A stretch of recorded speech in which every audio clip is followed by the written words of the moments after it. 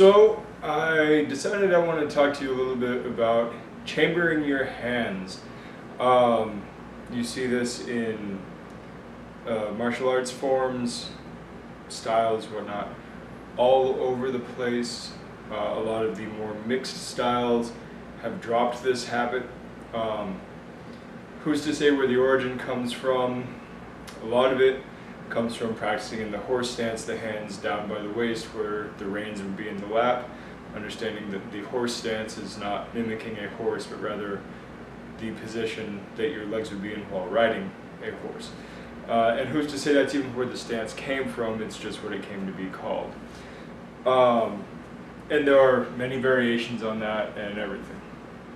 But there's in a recent discussion about whether it's better to chamber down by the waist or up by the ribs. And I answered based on experience, and then I had to step back and analyze after a few more comments because I realized one thing. I've trained both sides of it, but I trained the high hands a little bit differently than I believe what we were talking about.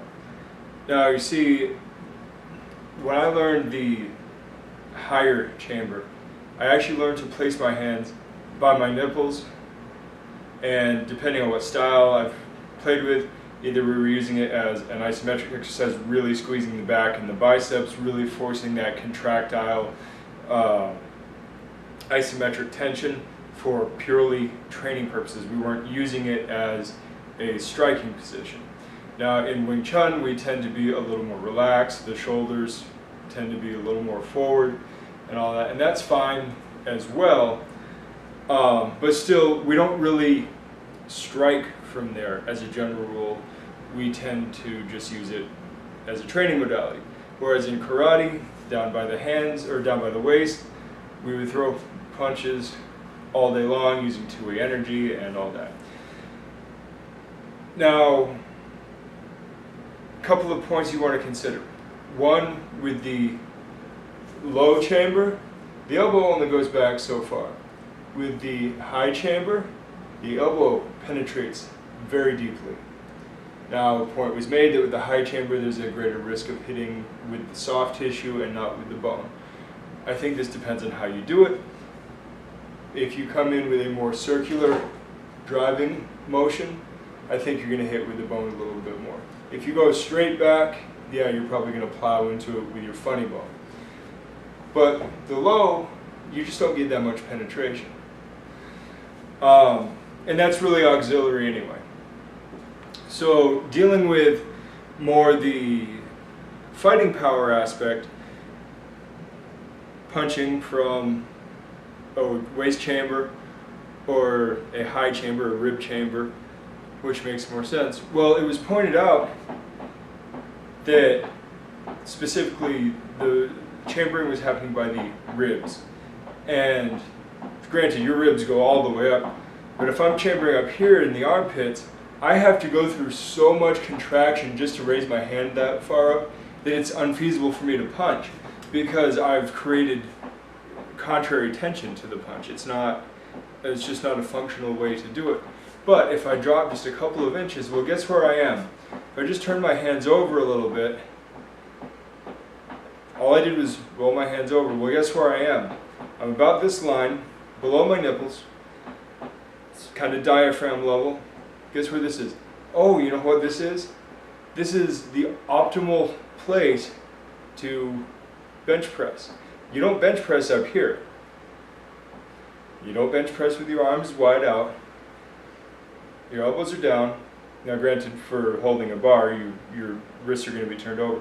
But your elbows are down, and you're pressing the bar down to here. Basically, just above your diaphragm level, the bottom of your ribs.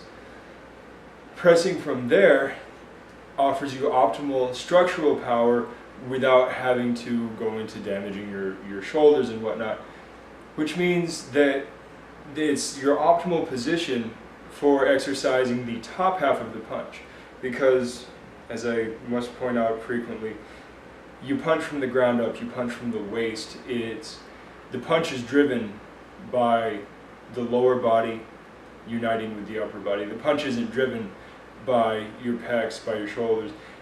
Boxers and karate guys and kung fu guys have known for years that the guy with the biggest bench press is not the hardest puncher, because that's not what you're punching with. But that forward pressing motion does involve that arm extension, which will be tricep, shoulder, and pec, to get all of that out there. So if you're practicing your chamber here in that line, you are in fact going to be traveling in the most powerful line to deliver a punch from your fist being so close to your body.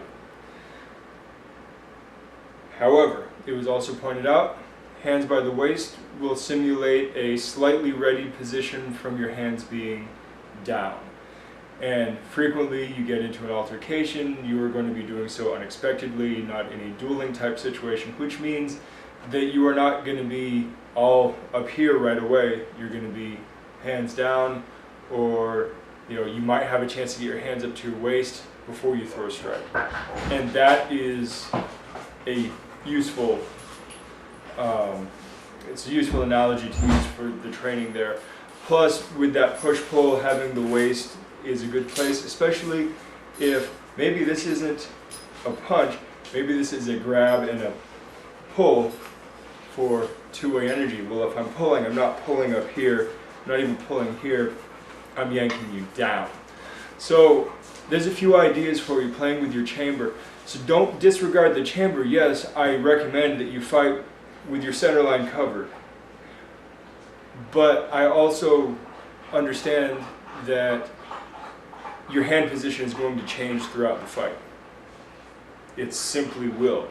It is impossible to maintain a fight with your hands here all of the time. Except maybe in boxing, but even then that would be a pretty one-sided fight.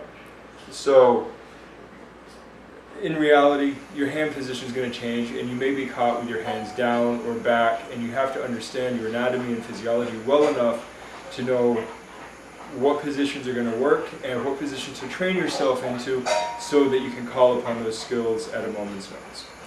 That's all I got for you. I will talk to you next time. Good journey.